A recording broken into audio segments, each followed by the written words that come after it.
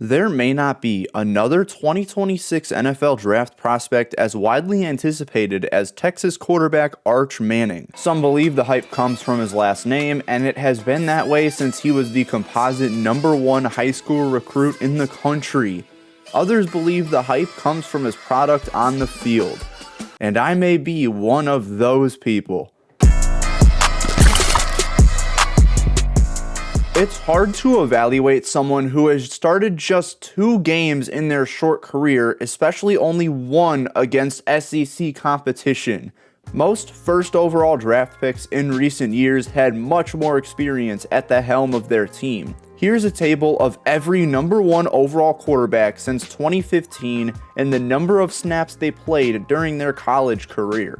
The only comparable prospect to Manning, if he goes first overall, is Oklahoma's Kyler Murray. He had 1 full-time starting season in college. Oh, he won the Heisman by over 200 first-place votes. Kyler had played 386 snaps in his career up to that point, and Arch has only played 260. 233 of those snaps came in 2024, and 158 of those snaps came through his 2 starts and 1 relief outing after starting quarterback Quinn Ewers tore his oblique against Michigan. Initially reported as a strain, Ewers left during the UTSA game and returned against Oklahoma in Week 7. Giving Manning the opportunity to play 2.5 games. After an elite performance against UTSA and then a mediocre performance against UL Monroe, the Longhorns decided to keep Ewers on the bench to allow Manning the opportunity to play against some SEC competition. That competition was the Mississippi State Bulldogs. The Bulldogs finished their 2024 campaign with a 2-10 record and an 0-8 record in conference. Their closest SEC game was somehow to the other Bulldogs of the conference, the team that won. Opposing quarterbacks often performed to large heights against the Bulldogs. They completed 72.7% of their passes for an average of 240 yards and just under 2 touchdowns per game. And that's better than their rush defense statistics. Sam Leavitt and Jackson Dart had PFF grades below 75 in their matchups against Miss State. Tucker Gleason, Graham Mertz, Nico Yameliava, and Brady Cook all had games graded by PFF above a 75 but below a 90 during the 2024 season. Carson Beck had a 91, and Talon Green had a 92 grade. But above the entire pack is the now 21-year-old Longhorn from New Orleans, who pulled together a 93.0 grade against the Bulldogs. But after this game, it was Ewers the rest of the season for the Longhorns. So this game against Mississippi State is the most valuable game for Manning from 2024. And man, it was a fun evaluation.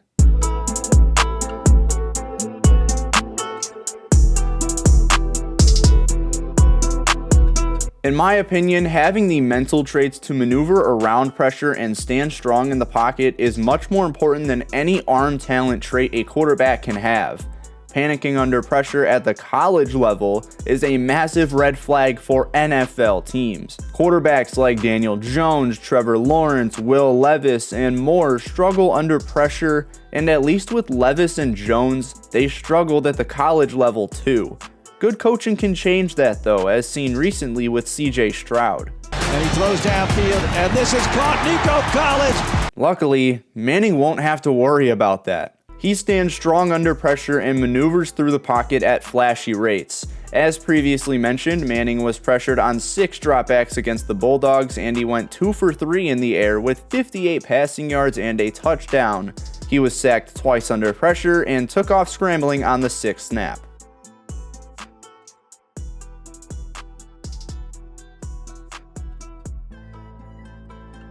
Longhorns run a 3-by-1 smash concept here, trying to free up the sideline with the Bulldogs playing inside. DeAndre Moore Jr., who caught both of Manning's passing touchdowns in this contest, used his speed to get open deep. Manning read that inside shade and led his receiver on for a touchdown. More importantly, Manning threw this ball when Moore was around the 35-yard line. Under heavy pressure from an unblocked rusher, 6 rushers to 5 blockers, he had to get this one out fast. He did so perfectly, hitting his receiver in stride nearly 25 yards further down the field. Beautiful delivery under pressure, standing strong and not letting the free rusher dictate his pass.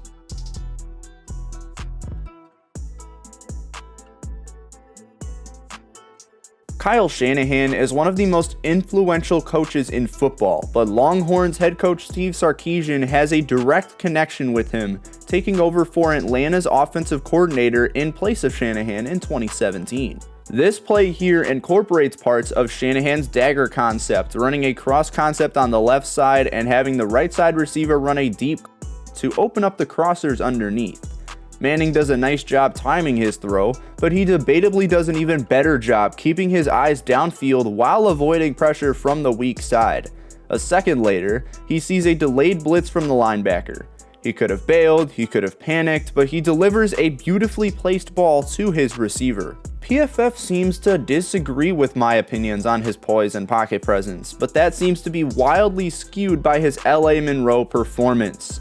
In that game, he went 0 for 5 with 1 interception while under pressure. In his other performances combined, he went 7 for 11 for 160 passing yards, 3 touchdowns, and no picks. Ignoring all other performances, most being solid, he thrived under pressure against Mississippi State.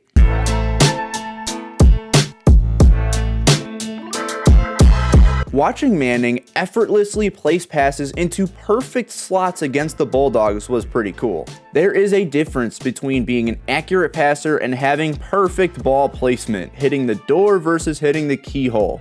I thought against Mississippi State that Manning did place a good amount of balls in the keyhole. The short game is self-explanatory, but still important.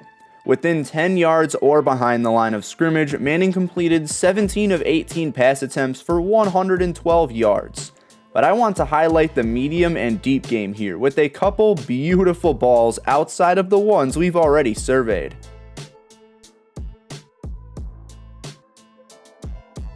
Longhorns somewhat stacked their routes on this play, running another play action with 3 routes downfield.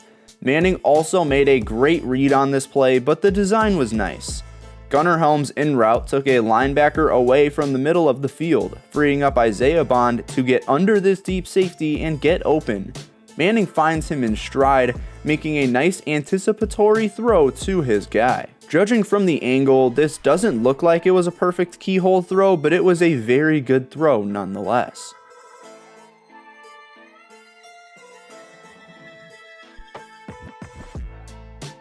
I was especially impressed with Manning's ability to make great downfield throws. On this one, Manning just hits a simple vertical route downfield where Jonte Cook beats the DB, but he hits it perfectly. Unfortunate drop by Jonte Cook, but there's not much else to say about this throw other than the fact that it was a beauty.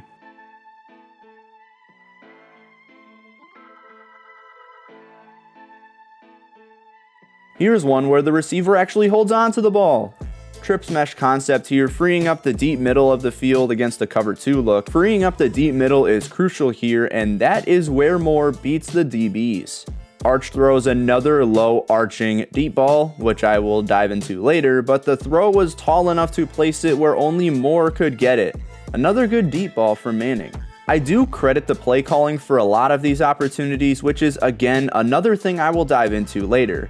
I mean, the Longhorns called a play action on 47% of Manning's dropbacks in 2024. The offense is filled with play actions and RPOs. The only other offenses I can think of that run nearly as many RPOs and play action plays are Tennessee, Ole Miss, and for some reason UNLV. But it doesn't matter what the play call is or how much the offense helps the quarterback. An accurate quarterback is an accurate quarterback.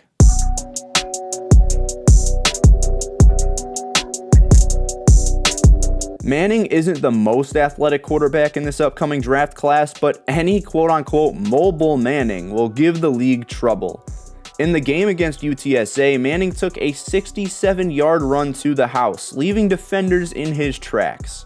During this run, Manning reached a top speed of 20.7 miles per hour. For those not understanding top speeds, his 40-yard dash will likely sit around the 4.6 mark.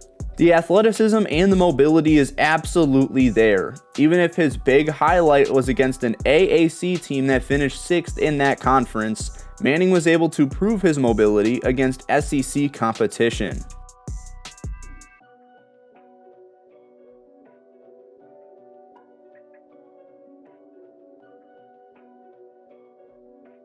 It's hard to see how this play would have panned out in multiple ways.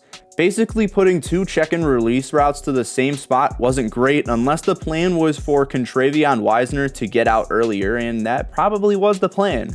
More importantly, Hayden Connor's pull block took a bad angle and was late, forcing Manning to somewhat improvise a bit. The Longhorns crossers concept against a cover 1 man helped free up some space for Manning to run 5 to 10 yards downfield, possibly fight for the first down or get the first down and slide. Instead, he took advantage of some poor pursuit, and I mean really poor, and he took this run down to the 1 yard line. A combination of explosiveness, vision, and top speed allowed for Manning to set up a Longhorn tush push for the touchdown. Not too shabby of a run for the redshirt freshman at the time. While that is the only clip worth showing outside of the pocket mobility shown earlier, the statistics further prove this point. Manning had 21 rushing attempts in 2024, 185th among FBS quarterbacks. But out of those quarterbacks with 20 plus attempts, Manning finished first in yards after contact and 18th in yards per attempt. He had more yards after contact than he did rushing yards. Furthermore, he had a lot of designed run opportunities once Ewers returned from his injury. Over his final 4 appearances of the season against Texas A&M, Clemson, Georgia, and Ohio State, he registered a combined 10 snaps. He ran on 9 of those snaps. It's hard to process that there is a mobile Manning on his way to the NFL. His dad played wide receiver and was on track to be a pass catcher at Ole Miss, which helps, but we're talking about a mobile Manning at quarterback. Jokingly, I'll say that the NFL isn't ready for a mobile Manning. Seriously, I'll say that I'm excited to see Manning continue to play to his strengths for this season, this time as the Longhorns' starting signal caller.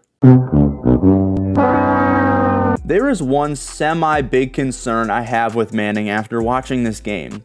He can throw the ball downfield decently far, but I have more concerns surrounding the zip he puts on the ball.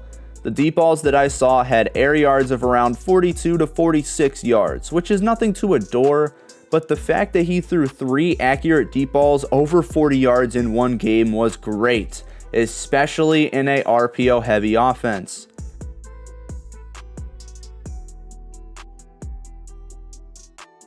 Spacing route combination here to free up Isaiah Bond. It's 4th and 3, so this is a high pressure situation for Manning to be in.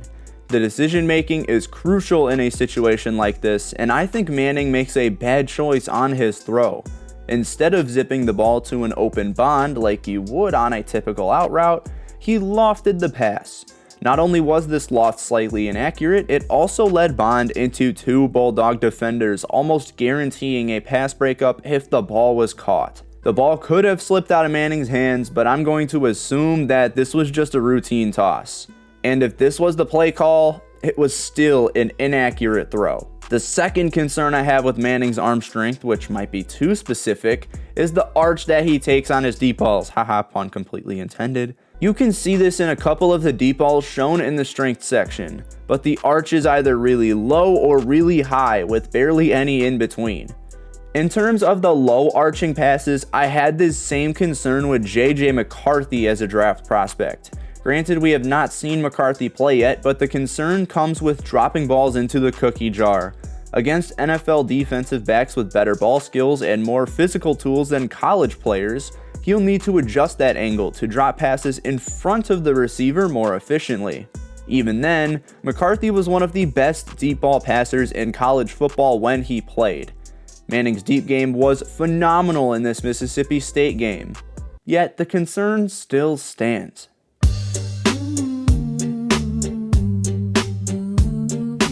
I do not have any clips for the following negatives, but they are also kinda tedious, so just bear with me here. I have some minor concerns with Manning as a prospect, but these come with a lack of experience. These could go away by the end of the 2025 season, but I still noticed them in his performance against the Bulldogs, which is his most recent start. First off, I do think Manning locks in on one read way too often. Part of this is because of the Sarkisian offense, which, as previously mentioned, relies on RPOs and play-action passes to get the job done.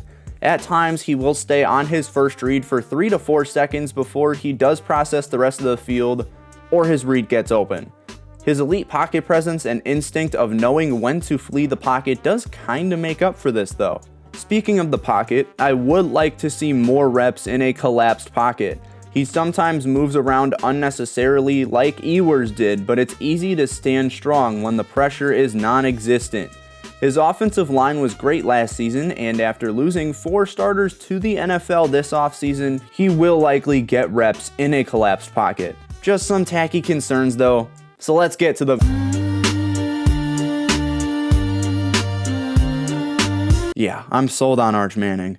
This game was a great watch for me, and I believe he has the traits to succeed in what may be his lone season as the Longhorns' full-time starter.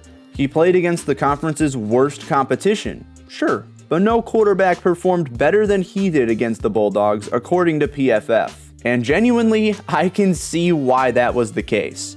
My verdict on Manning is that he has huge upside as a NFL prospect, and I can understand why he is currently ranked as the consensus #1 quarterback in the 2026 NFL Draft.